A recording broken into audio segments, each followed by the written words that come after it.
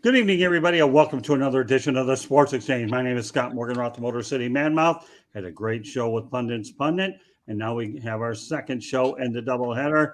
And Jacob, give everybody an overview of Pundit's Pundit before I go ahead around the horn and introduce everybody to what we're doing tonight. Oh yeah, we had a great show tonight. We talked about Roger Salih, who was he's trying to grow golf in Uganda, and then we talked about John Lennon. I mean, the announcement of John Lennon being shot from Howard Cosell in 1980, and then we talked about that we debated the idea of the Atlanta Falcons.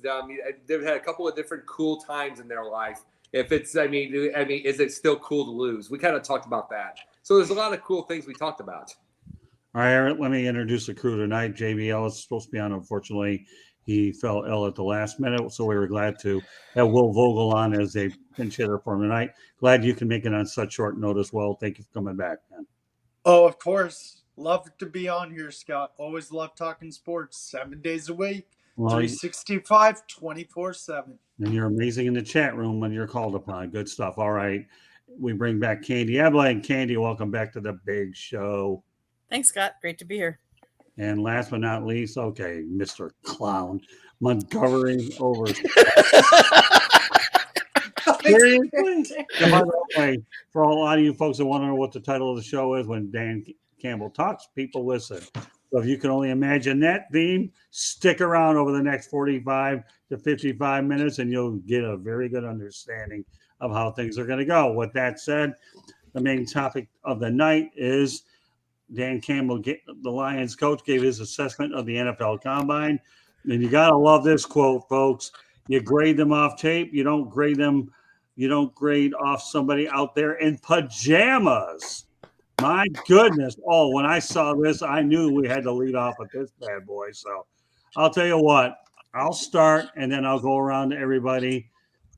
Dan Campbell's amazing. He really is. And for a guy to walk into a situation where if you get a job, you're probably not going to get another one if you don't succeed.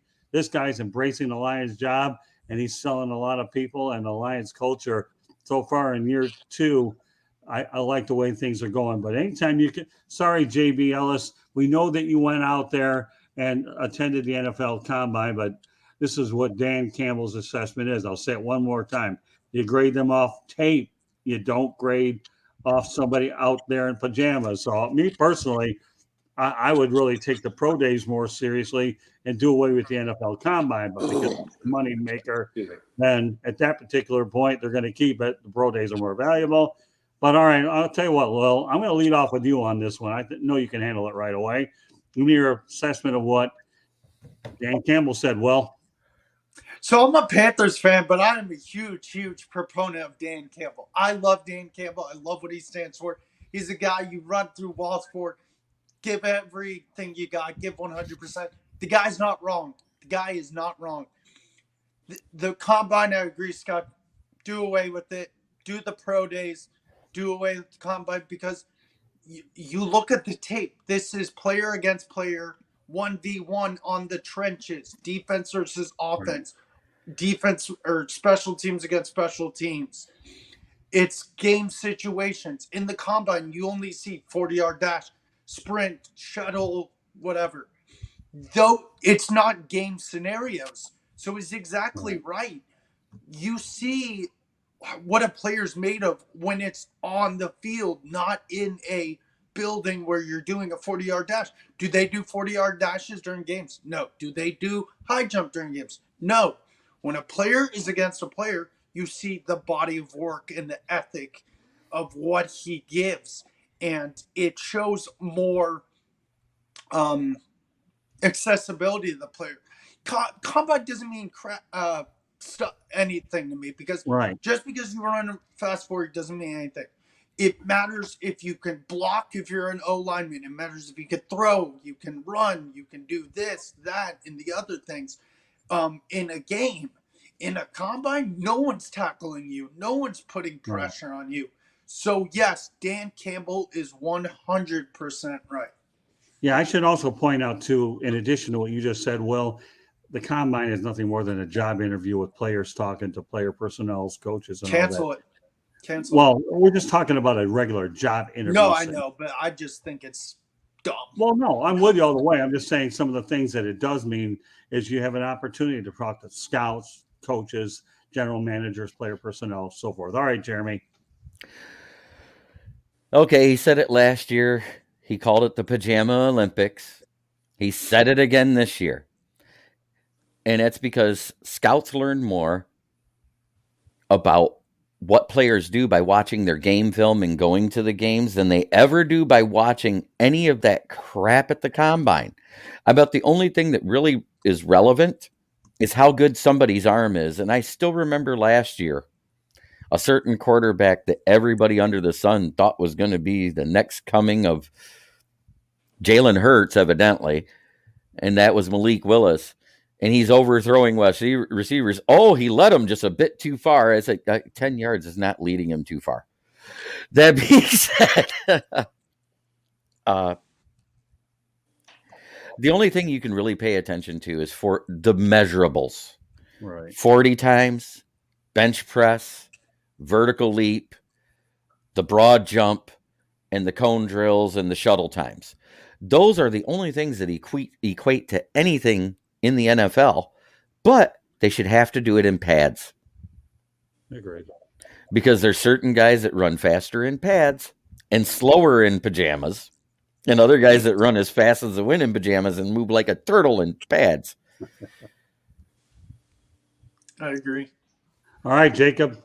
Well, there's a reminder of what Bum Phillips once said. That one of the media people once asked him, well, he had Earl Campbell once had a slow 40 or he couldn't finish his mile, blah, blah, blah. He says, well, when it's first in a mile, I won't run him. So it's just a reminder of that. It's just a reminder that people would ask that. But here's the truth, though. It's the agents and the ESPNs and the media will not allow the combine to go away. Hey, George. And it's like, it will not allow the combine to go away. It's because it's another week full of stories. Right. And it's like, and then agents won't let it go away because you got someone like, Anthony Richardson's agent who built him all the way up to possibly the number one, which he is absolutely no way, no how the number one pick. He is going to be the biggest bomb. He's going to be a bigger bomb than Jamarcus Russell. And they did this. It's because he got it because he had such a most beautiful arm in the Pajama Olympics, as Dan Campbell would love to call it. It's like, see, so when you have agents that can be able to show everything off, like, woohoo, look at that. They're not going to get rid of that because somebody else is going to pull an Anthony Richardson next year. Someone's going to want to get, because in the end, when I see Anthony, I don't see Anthony Richardson. I see a great NFL quarterback. The first thing I see with Anthony Richardson is I want to be the agent. Because I want some of that money and then retire. I want my 10%. Exactly. And it's like, I got to know who that agent is to get him up to number one and how much. Because I'll tell you this right now. I know I could talk him into it. I know I'm that good to talk him into it. Like, I got to know how to get into that thing. Because this kid is not anywhere near number one. To me, he's like a third rounder. It's funny you said that because that's exactly what I said pre-draft last year about Malikwillis, and I said Anthony Richardson is Malikwillis 2.0. Well, you know something? I saw him 53% for the season as a thrower. He's not going to get away with that at the end. Did you see the? Can I say something real quick? Sure. Did you see who the guys who also threw under 50%? Two guys who didn't do great in the NFL: Kyle Bowler and a guy named Ryanleaf. How did those turn out? Not great. The biggest Ryanleaf, there's people actually thought he was better than Peyton Manning. So that was I know, I heard but that. see, you got to remember this with Ryanleaf too.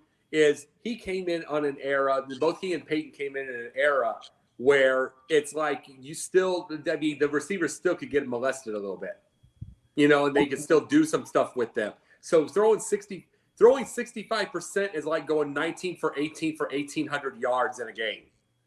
And it's like we were throwing 60% back then because, you got to remember, you would see years with Joe Montana, and this is one of the greatest quarterbacks of all time, 58%. I mean, that was considered unbelievably amazing because the normal would be about 52 or 3. So it's just, but the thing is now receivers and quarterbacks get all of the thing now. You can't really harass them. So you have to know, you really have to have an understanding of defense and be smarter about it now because they get all the luck. Well, there's only one thing I want to add to this. Turn over to Candy. Number one, Bill Pulley in anguish over that decision. Thankfully, he got it right by not taking Leaf, and he got Manning. And Joe Montana is a great example of that. All right, Candy, what's your assessment on this? And then what we're going to do after I get done here is we're going to go ahead and we call them crew points now because we do them early. We're going to go back to you, Jacob, and then we'll go around that way. So, Candy, give me your thoughts about this. The NFL Combine. We're going to judge talent based on them running, throwing in a controlled environment. They've been having it at Indianapolis for how many decades? Well, do they play all their games on that field? No. So how do you really judge somebody? They play on natural grass. They play other spots. You can't just judge somebody on that. You have to look to see what they do. Scott, you always said you watched Barry Sanders and the way he could move and switch, and you don't see that when you're trying to grade somebody on the NFL Combine. They're not quick. Oh, let me get out of the way of this, defender, and let me, go in between these two players. Right. You don't get that. You can't judge that by the Combine. You have to see film. You have to see how they react. Do they see the holes? Do they not see the holes? Can they read the court? I mean, if they're a defender, do they read the quarterback's eyes? You can't see that at the Combine. Just because I run fast, well, that means you should go out for track, not necessarily football. That's what you should be judging. So I did say something similar to that. Exactly. I mean, can you talk to somebody and interview them because I also read Dan talked about the it factor. So you're talking to players to see if they're going to fit in your, within your teams, but you don't have to do that even in person. You can, let's face it, nowadays there's Zoom, there's like we're doing StreamYard right now. We're talking face to face.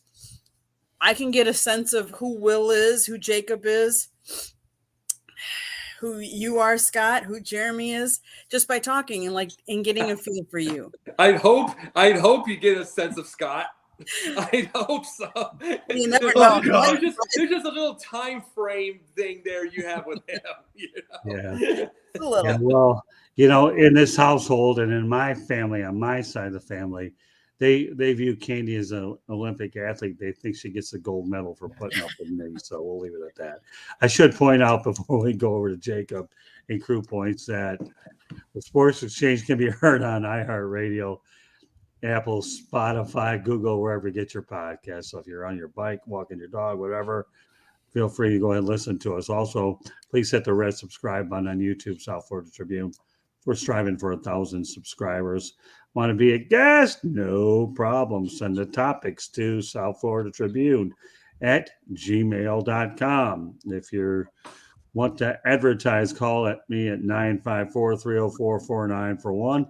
We are live on Facebook, LinkedIn, Twitter, and our YouTube channel. So there you have it. All right. Well, you know what? We have a segment called Crew Points. In normal terms, we call it parting shots, but since we do it early, it's called Crew Points. So we're going to let Jacob Christner lead off. What's on your mind? Well, and one big thing about it is one big thing we can say. My joke's gone out about. but here's the thing. I'm going to bring this. Chicago Bears had a phenomenal week. As far as and you know this, Jeremy, we saw this whole thing. Ryan Poles made realism. He made a realistic thing of possibly getting a guy like Austin Eckler. And who knows even if Derrick Henry's realistic. He has made these things realistic now. But here is the deal. Here's the deal I have to say. The most realistic thing that is now going to happen, the dome at Arlington Heights will happen. They bought the land. It's going to happen. The Bears will be in a dome. Now, this ventures to ask, with no Aaron Rodgers left and them trying to go after Matt Ryan, so they're trying to go after Matt Ryan so they won't let Jordan Love play. That would be, that's just telling you how bad off they're going to be with the Packers. People were wanting to play with Aaron Rodgers. That's what they wanted to do. But who's going to want to go to Green Bay in that frozen tundra anymore without a real quarterback there? Everything's going to get cold. Who's going to want to go to Kansas City eventually, once the whole thing, once the window closes on Kansas City in a few years? And because here's the thing, here's the truth. Once Matt Nagy takes over there, I'm just being very, very honest. Being very, very honest, once Matt Nagy takes over, Mahomes is gone within a year or two. Gone. Matt Nagy is terrible to deal with. So he will be. So who's going to deal with that? You're dealing with the cold weather because you've got stars. What happens when the stars go? If the Bears are going to lose Soldier Field and they're going to go into a dome, what about how long until Lambeau's gone? How long until Arrowhead's gone? How long till all of those? Because these star players, got to remember, how many star players right now are wanting to go to Miami? They're wanting to go to South Beach right now. They're wanting to go to these places. They're wanting to go to the warm areas. They're wanting to go to the no sales tax, but they're wanting to go to the cool spots. They want to be where it's cool. No one's going to want to. We all talk about Bears weather. No one wants to go to -4 degrees in January anymore. Fans might love it, but those fans are aging. The world wants comfort now. And as much as I don't mind the cold weather, I've never sat in a cold weather thing myself. So it's kind of cool to watch on TV, I got to be honest. But a dome is where it's going to be. And how long before everything is either a dome or in warm weather, or the outside's in warm weather states? All right, Jeremy, what's your take on that? I knew that the property was bought. What was it? 3-4 weeks ago now. I think it came out. And yeah, I think they will be going to a dome because I think it's going to fit the team better. I mean, the northern climates are not really. We're used to the high school football and the college football era where everybody's open air and everything else. But they can have grass in a dome. Mm-hmm.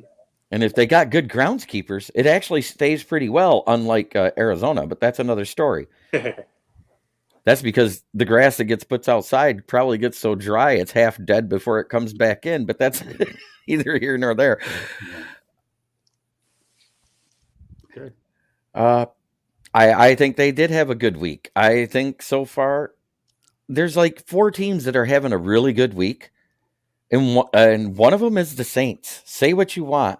Getting Jamal Williams to be paired with Alvin Kamara, they did pretty good. Plus, they got Derek Carr and got to get rid of Jameis. I can't throw it but an interception, Winston.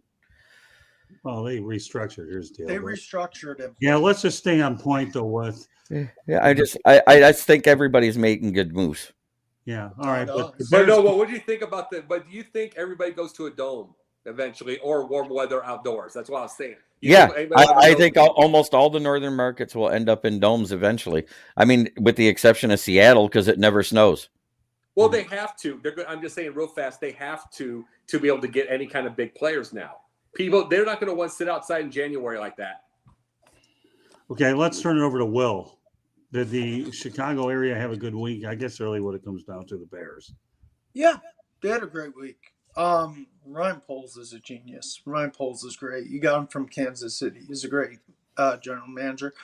With that being said, the dome thing, yeah, I think it's inevitable that all stadiums will eventually be a dome. I know the Panthers, being a local Panther fan, thought about bringing a dome, and I think it's inevitable. As much as I would hate to see Lambeau turn into a dome, because Lambeau's historically like a cold weather stadium. Those fans eat, breathe, and sleep Packers football in the cold. They love it, but it's inevitable. I think it's going to happen with all teams. And you know what? Whether all teams like it or not, it's probably going to happen. All right, Candy.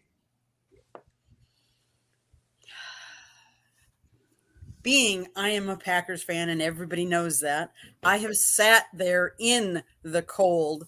When it's cold, it had just snowed, so the ground was wet. There was snow still on the ground. Your feet got wet. There is some mystique, yes, and lure for Lambeau and the fact that it is so iconic. Do I think that they'll eventually have a dome on it? I think because the younger generation doesn't honor history like some of us do yet at this generation. I think it's going to be a little while before, but yes, I think at some point they will, because I don't think they look or value history like the rest of us have. And I think, and everybody wants to be, let's face it, they want to be coddled. They want it to be warm. They want to be able to enjoy. Attention spans aren't what they were. Like, look at what baseball is doing to shorten the game. And so because of attention spans, because they're losing fans because people aren't, unless you're a diehard and have been around the game a long time, they're not drawing those new young fans. And so I think you're right. At some point, unfortunately, as much as I like the fact that Lambeau is outdoors, it gives a different advantage, I think, to the players because they can practice in it. Whereas all these teams that are practicing indoors, and Green Bay practices indoors, they do have an indoor facility, but they have the ability to do both. I think it gives them a little bit of an advantage, but will that go away at some point? Probably. All right. You know what? I disagree with every one of you. Ready for this? I disagree with all of you. Buffalo's building a new stadium outdoors. Kansas City, Arrowhead will never be a dome. Lambeau Field will never be a dome, okay? And let's just name a few. The Patriots have a stadium outside. The Bengals have one. Let me tell you, these cold weather climates out there are going to use those cold weather climates to gain a prohibitive advantage when these warm weather teams go there. We've seen it a lot through the years. I mean, there's no way Lambeau's going to be a dome. If Lambeau's a dome, okay, I'll be dead, buried 9 million years later. He'll be dead, buried under it.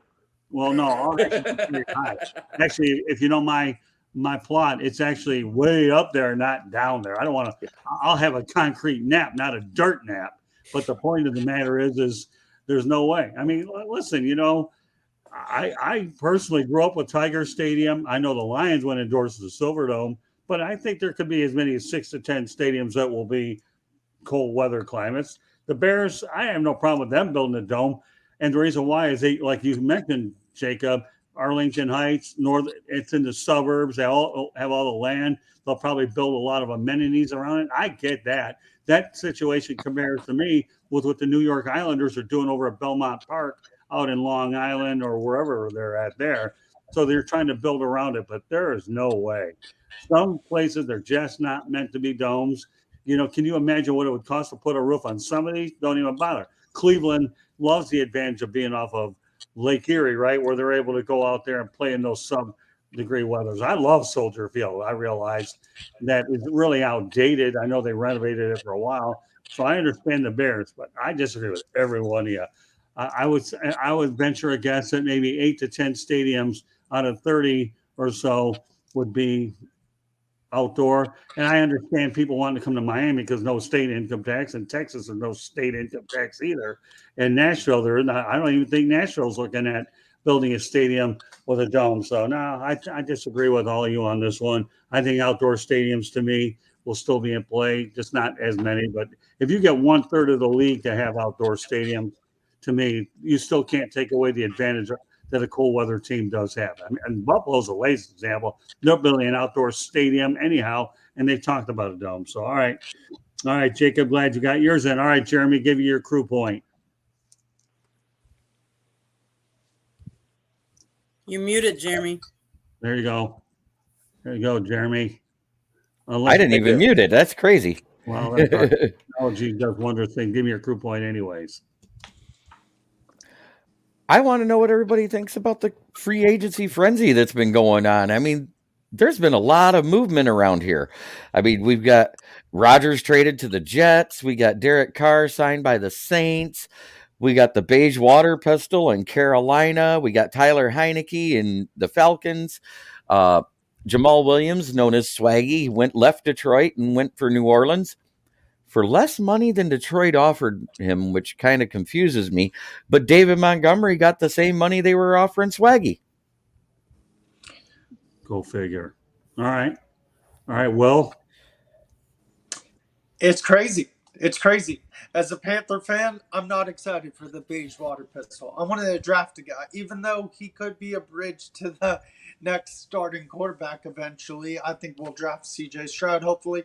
Maybe he'll teach him a few things, but he hasn't been good since Cincinnati. We also just got Miles Sanders, which is interesting. Now we have 3 running backs, him, Deontay Foreman, and Chuba Hubbard, so we'll see what happens with that. Other than that, free agency has been crazy. I've been looking at my phone during work every day. A lot of interesting signings, a lot of interesting movements. The Eagles are obviously losing a lot of defensive guys. We knew they had a lot of free agents coming in after the Super Bowl. Darius, I think the biggest thing I saw, one of the surprises I saw today, Darius Slay getting cut. I was surprised. But you know what? Free agency is normally crazy. Not this crazy, but crazy. Like NBA free agency is always crazy. Like some years, baseball free agency can be crazy. Football free agency is crazy. So I love parity in the NFL, and it makes the NFL fun because it makes you think like, how are these guys going to play in new places? AKA, you said David Montgomery. He's going from Chicago to Detroit. He's going to a division rival. How is he going to face against his old team? Andy Dalton is going from NFC South to NFC South. It makes you think like, what prompted them to come to these other teams? Okay, Jacob. Well, free agency absolutely shows you the personality of these players. One of the biggest things is you get the idea of Derek Carr. Now, the thing about Derek Carr is the fact that we know what he is as a quarterback, but that 6-7 wins, whatever, he's still in a dome 11 times a year, regardless of where he's at. So that's 5,000 yards right away, even if he's not winning. So darn good and well he's looking for his next job. You get to these type of deals. But if they get a defense and they do win, there's a bonus. There's a bonus to it. Then you get Juju Smith-Schuster, all money, because you are going from probably the greatest quarterback of this era that can put that ball in the chest no matter where you're at. To Mac, he went to Mac Jones, who he cannot take a piss without Bill Belichick telling him he can. He can't do anything. There's nothing on the thing. He doesn't get the same thing. And then Juju's heading right over there. And he's heading right into that thing to a quarterback that can't get into the same way. But that's all check. Then you get Aaron Rodgers, it shows that he wants one more, even though it's not going to happen with the Jets, but he wants one more because he's trying to get the people he's comfortable around. He's basically Hulk Hogan of his era. He just gets the people he wants to have around him to make him feel more comfortable. See, he wants another ring, even though it's not going to happen. So the free agency brings out the personalities that we see right now. Some are for the check, some are for the numbers, some are for the rings. And we see it little by little. Those are the examples that we see. So it's kind of a fun little storyline. I kind of enjoy it. Candy. Free agency is an interesting time because it allows us to see what GMs value each player. And we're all talking about, or I shouldn't say we all know I'm a Packers fan again. No. No, you don't say. The reason why this trade is not official yet is because the Packers want a boatload of money. They want Zach Wilson. No. It's not quarterback. It's not even picks. It's money because they want to be able to go out there and afford more players. Now, I think the GM over for the Jets has to be very cautious because I think you're treading down a fine line when you're letting a player who you want and are going to take control or tell you who to bring on your team. Now, what I will say, Aaron Rodgers, you couldn't win with those guys in Green Bay. What makes you think you're going to win with them in New York? With that being said, there have been some teams that I think have made some definite improvements. And I think there are some teams that have some work to do. I would be very curious to see Love actually play against these. I mean, he was so highly rated, we traded up. I really want to see him play up to that because let's be honest, the Packers have done very well with quarterbacks. We've had back-to-back really good quarterbacks. And some of us think we have been a little spoiled. Mm-hmm. Just look at like Chicago. Look at how many quarterbacks they've had. The numbers go on. Hitting on some of your free agents and some of your draft picks make a big difference. Well, let's face Love's not it. Let's face reality. Green Bay they're mainly known for their development. I'll just make this one real quick. And what I'm going to do is we're going to talk about the sports town of the week, and then I'll turn over to Will Vogel and Candy for their crew points because I know Jacob has to go to Confidential afterwards. But I'll just say this, okay? Free agency will become interesting for me in one sense and one sense only. Let's find out where Lamar Jackson winds up, okay? What the non-exclusive tag. That, to me, is the most interesting. Number one, he set his price a little too high without not having an agent, and the Ravens called his bluff. Okay, well, we won't franchise tag you at $40 million. We'll just see if you can get whatever you're worth. We have the right to match it or not. So, I think Lamar should have had an agent and not his mom, but that's the route he's decided to go. I know he's getting advice from the Players Association, and not an agent. But I want to see, because number one, he's not getting Deshaun Watson money to begin with. And I think that was the Cleveland Browns set a bad precedent to think that they were going to change the quarterback market around. So, I'll say this about Lamar Jackson. I like pies. I really do. I still don't know what Pie Day is. I'm still trying to figure out this math business and all that stuff. But I can tell you one thing, okay? The one pie that Lamar Jackson's going to have is humble pie. Okay, he really have, because here's the thing. Once that market gets reset for quarterbacks, we'll see what's what. I'll be curious to see whether he remains with the Ravens or not. I don't know. But he'll find out what his value is really, really, really worth. Okay, Candy, why don't you put Travis Holmes' comments up, and then we're going to talk about the sports town of the week. All right. So go ahead. He says Rodgers' cap hit doesn't increase until after June 1st. So they're playing a game of chicken. Green Bay has little motivation to make the trade until they get what they want, but the Jets need to take place before the draft. Yeah. And then proceed with the next one. He talks about Lamar. Ravens tried to underpay him, in my opinion. They offered him less true guaranteed money than Kyler Murray got, and it was only fully guaranteed for the first 3 years. All the more reason. Why was it only guaranteed the first 3 years? Because he's missed half a season 2 years in a row. Right. Yeah. Obviously medical issues. So, yeah, I mean, but yeah, all the more reason. The reason why Lamar's not going to get the money he's going to get is his lack of availability. So, again, that's the most interesting things. Otherwise, these contracts don't mean anything because they renegotiate and restructure them after every year anyways. It all looks good on paper. It ultimately means nothing in the end. But there's a huge delay. By the way, there's a huge delay this whole thing because agents do not want this to go through. Otherwise, if someone without an agent, basically mom getting them through or family or whatever, get them that kind of money, then other players are not going to use their agent, get agents anymore outside of the lower end ones. Well, so the agents do not want to lose big clients. Well, all the more reason. The only thing that intrigues me about free agency is Lamar Jackson. Where will he wind up? What the price will be with the non-exclusive tag. Every one of y'all made great points. So, all right, sports town of the week is New Orleans. How about that? All right. The reason why I mentioned New Orleans is because, number one, they're the home of the Neworleanssaints and the Pelicans, both owned by Gail Benson. This town's hosted Final Fours, which I went to the 1982 Final Four with North Carolina and Georgetown. They've had Super Bowls, and they have 2 bowl games, New Orleans Bowl and the Sugar Bowl. So, Jacob Christner, how do you rate New Orleans as a sports town? Are you talking about 1 to 10, or are you just talking about how I would? Just by a itself? little bit of both. New Orleans, big easy sports town. I can tell you that.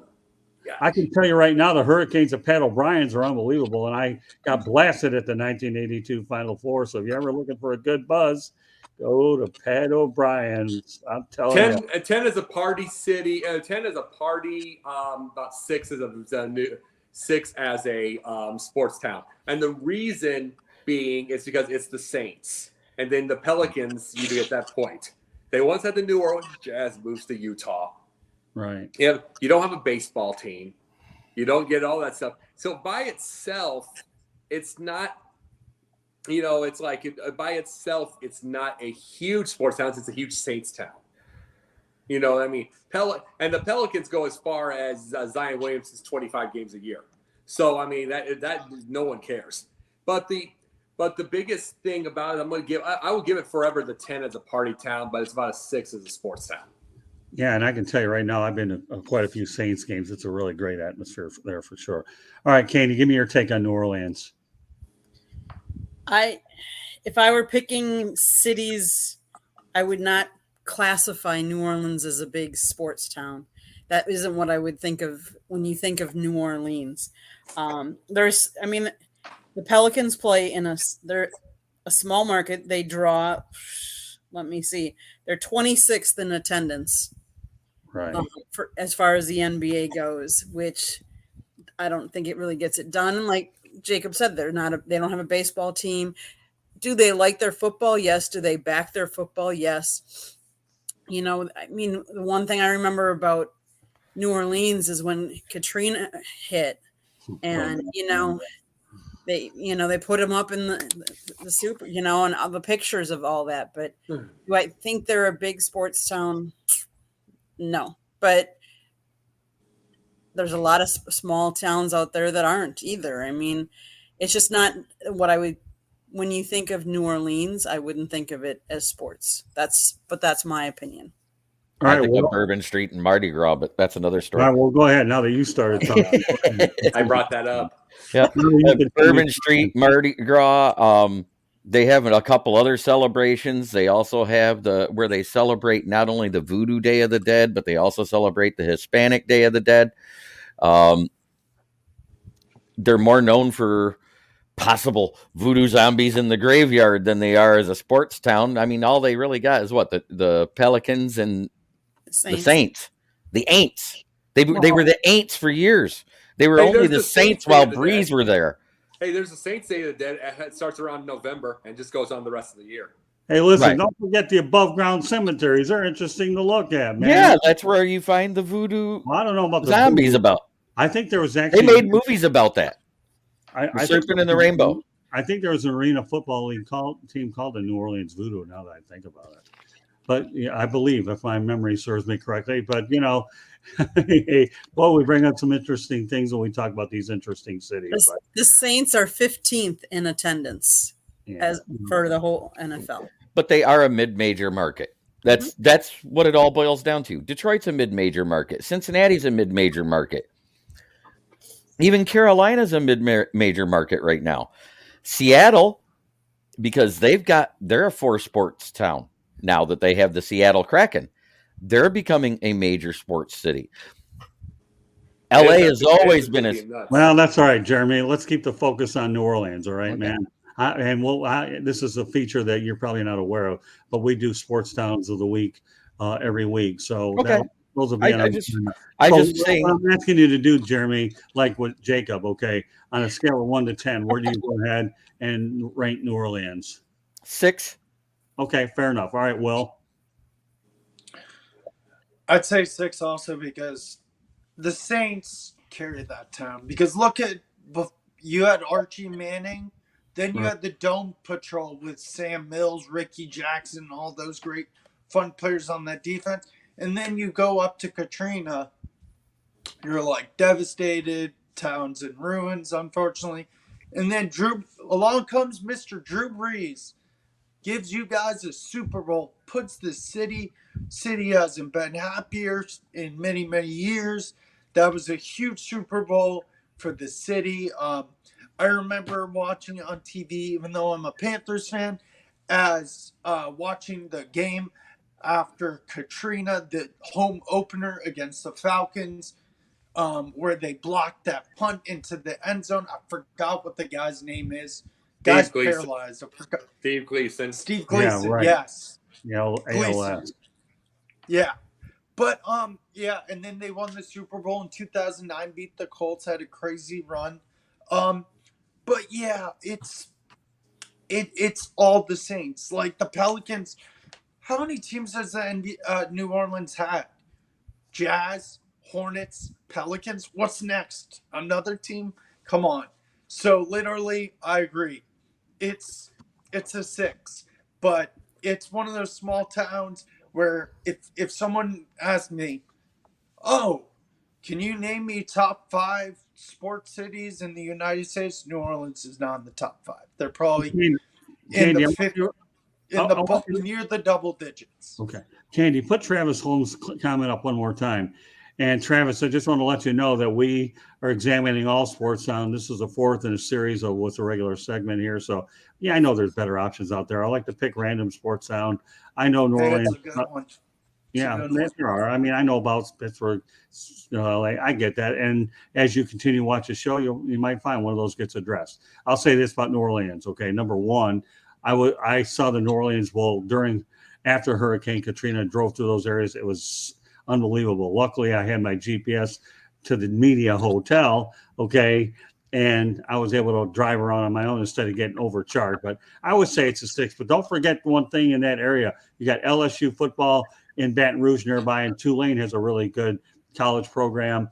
And let's not forget, many years ago, Tom Dempsey kicked a field goal at the time. I think it was like 63 yards to beat the Detroit Lions over at Tulane Stadium. So I would say 6 overall. I get it, Travis, as you continue to watch more and more of these shows, a lot of the other cities are going to get addressed. But tonight, New Orleans is on the agenda, and that's my Hurricane, Pat O'Brien Hurricane for the moment. Go ahead. Well, the biggest thing too about this with the New Orleans is it's going to be such a slow market if anybody's going to try to get anybody else, because LSU and the New Orleans Saints are grandfathered in.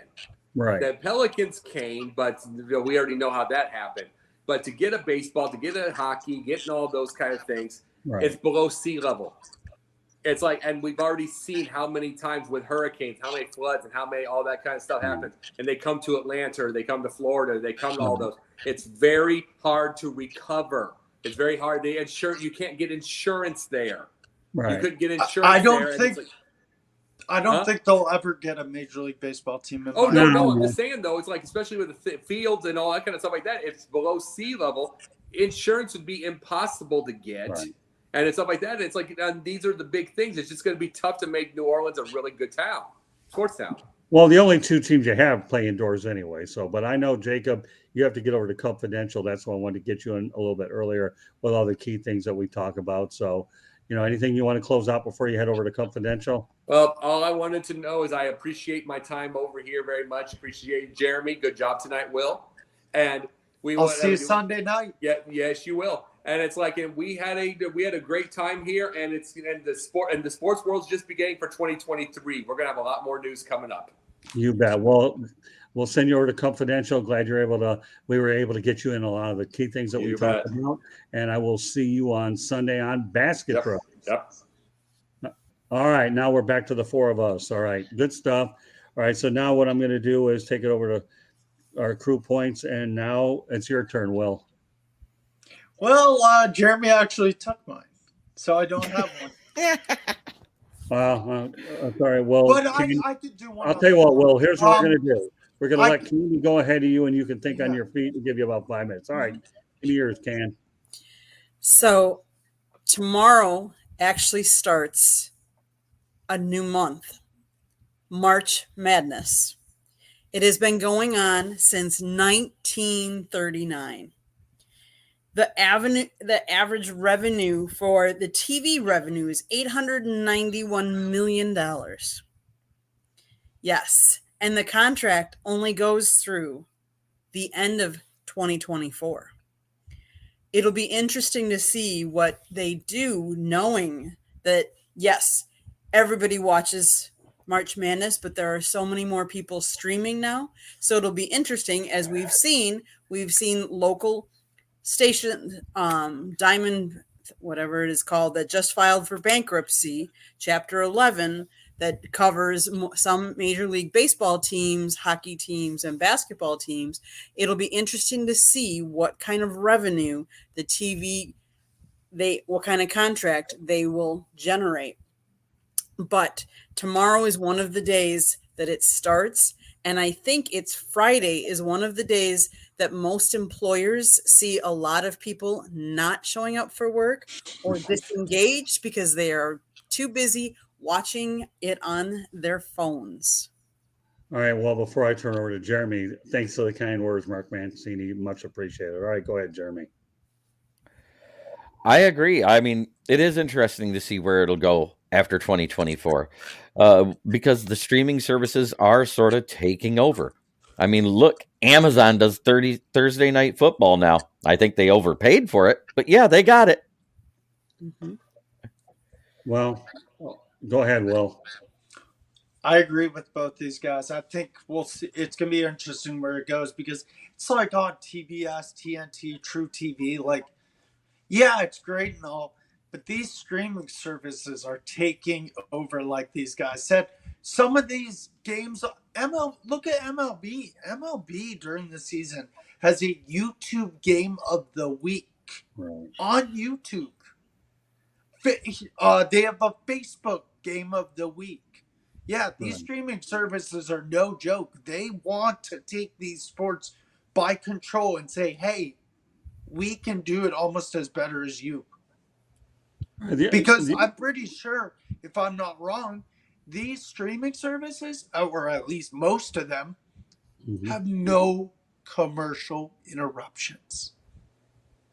I don't know. But all right. But you know what, though? Well, Some, maybe minimal.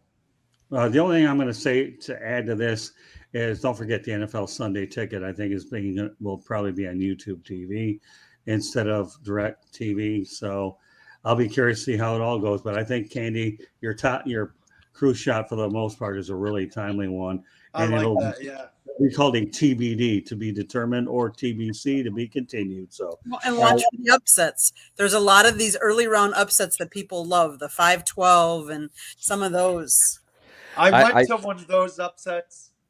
I have an interesting tidbit of information about those upsets. Bet the overdogs on Thursday and the underdogs on Friday, because that is when they have the upsets, is on Friday. Okay. Well, you know what?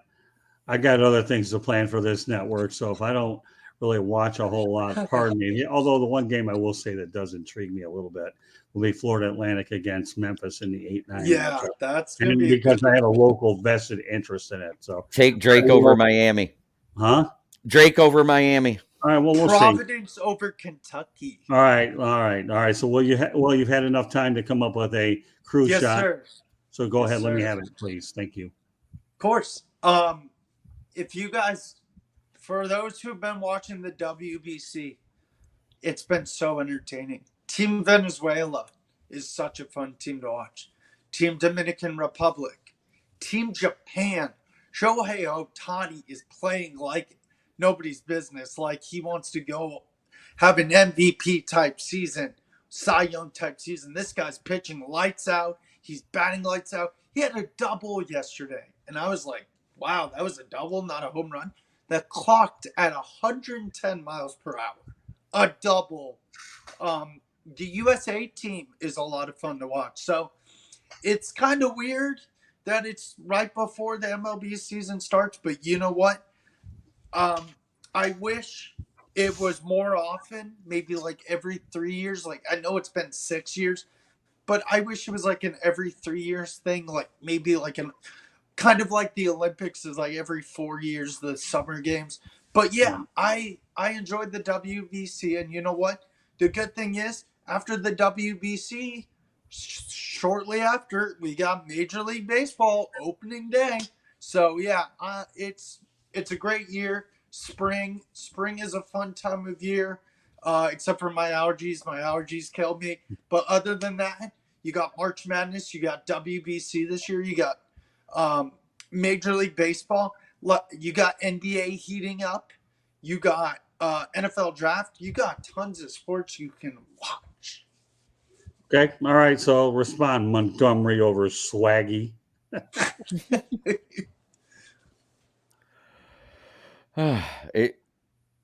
The WBC has been a great matchup. I love it. Shohei Ohtani is that guy, and he probably could be a Cy Young or an MVP award winner almost every year, because how often do you got a guy that'll get you 100 strikeouts in a season and 40 home runs or more?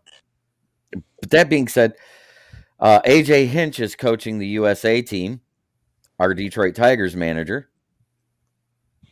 And yeah, it's all been fun to watch.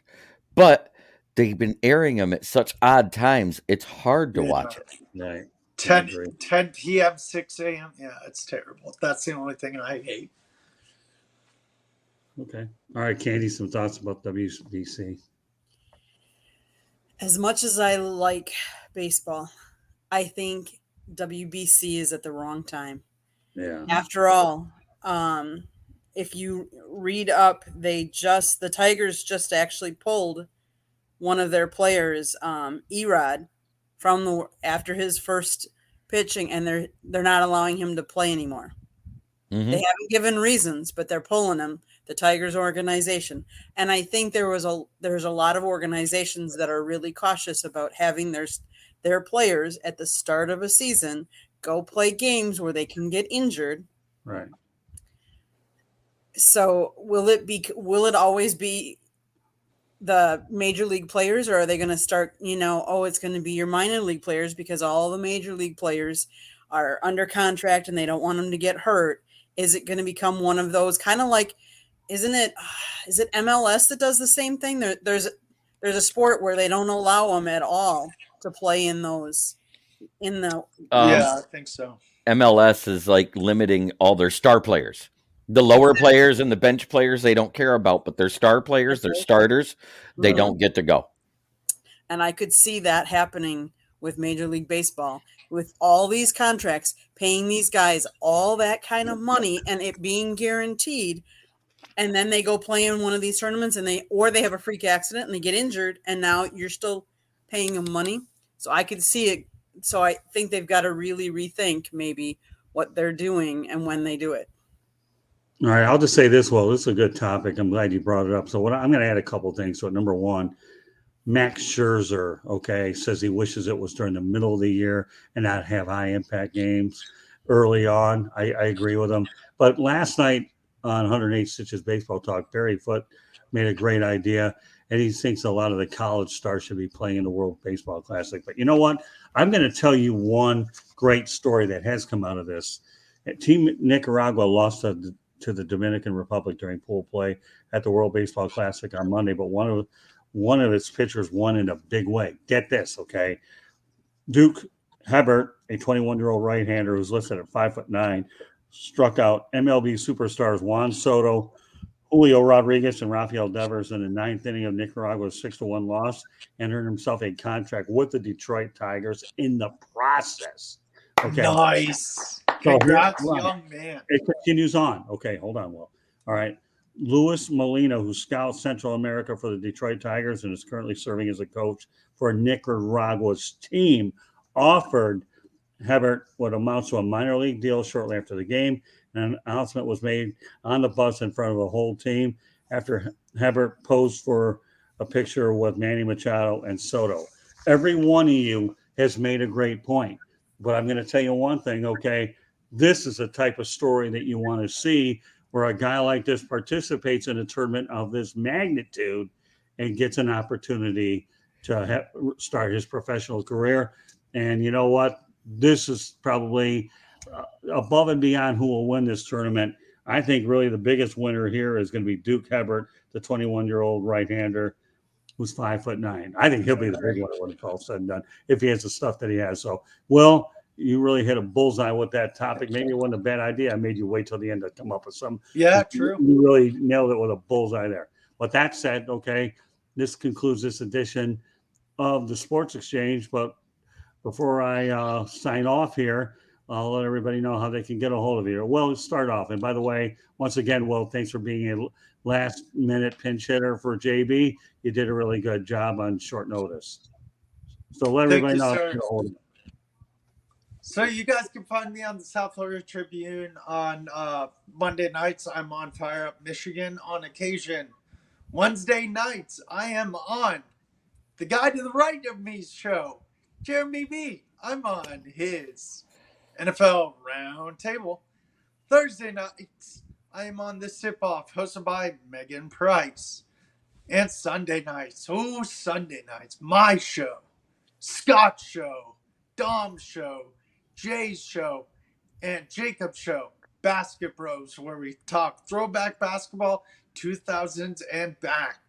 So that's where you guys can find me. Stay tuned. Very good. Well, all right, Smoke and Jeremy, we have a doubleheader tomorrow, and we're going to be working on exclusively Monday night Fire Up Wisconsin, and that'll be the only show that we do on Monday night. But you and I have a doubleheader tomorrow. Jeremy, let everybody know how they get a hold of you and all the good stuff. Well, you can always find me on the SouthFloridaTribune.com under the Motor City Tribune heading as one of the authors that write for them, because I write about the NFL and the Detroit Lions. You can also find me any night Scott needs me on South Florida Tribune YouTube channel, because he just for some reason thinks I'm great. That being said, you can also find me on my channel, Kneecap Biting with Smoke and Jeremy B, where, as Will mentioned, I have my Wednesday NFL Roundtable Talks, and on Fridays I have my Lions Fan Cave chat. Then it's wherever I'm needed.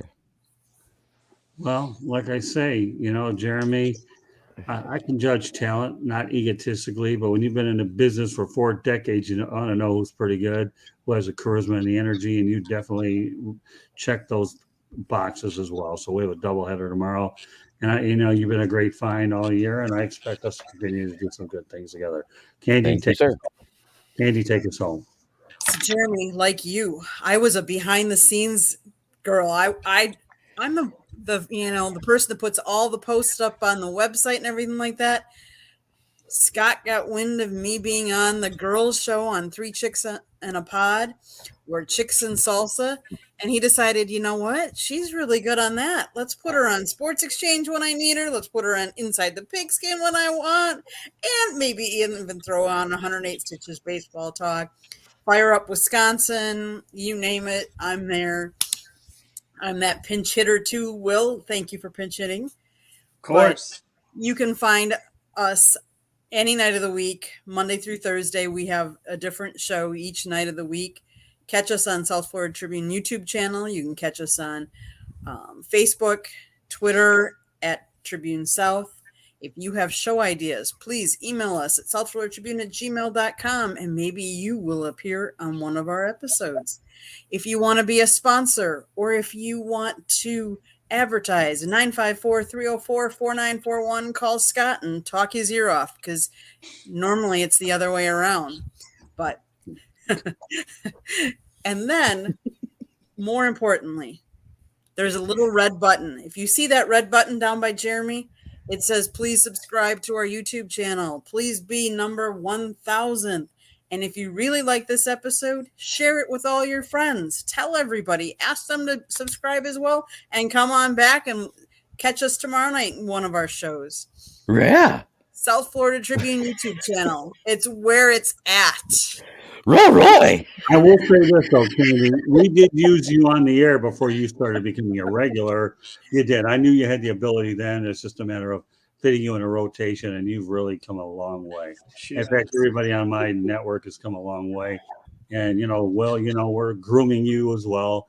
I got a bunch of other guys I'm mentoring as well. You're just the latest in a long lines, but you've made some substantial progress. So meanwhile, I just wanted a female viewpoint. That's all. Well, it's one thing to have a female viewpoint. It's another one to have a very intelligent female, because I know one thing about you, though, and I'm no knock against any females, but you know your stuff really well. You were brought up in a sports type of environment is what you have, and it's worked out really well since you became a permanent part of the broadcast team as well. So I'm very proud of everybody we have there. So meanwhile, on behalf of Candy Ebling, Montgomery and Swaggy, a.k.a. Jeremy Ballrake, Smoking Jeremy, and Will Vogel, thank you very much for joining us on this edition of the Sports Exchange. We have a doubleheader tomorrow.